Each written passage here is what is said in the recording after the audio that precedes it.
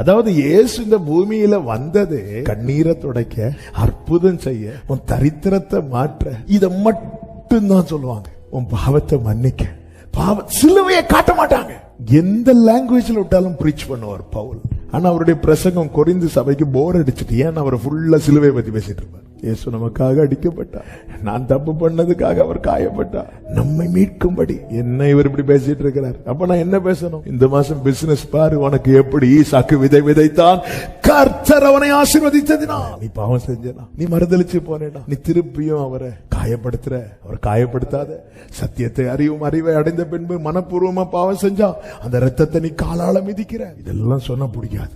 அநேகர் வேறு விதமாய் நடக்கிறார்கள். இது சொன்னதுனால அவர் கண்ணீரை துடைக்க மாட்டார்னு கிடையாது. அவர் கண்ணீரை துடைப்பார், 100 மடங்கு ஆசீர்வதிப்பார். ஆனா இது மட்டும்தான் என் பிரசங்கமா இருக்கும்னா, நான் எதுக்கு பகைஞரா இருக்கிறேன் தெரியுமா? சிலுவைக்கு.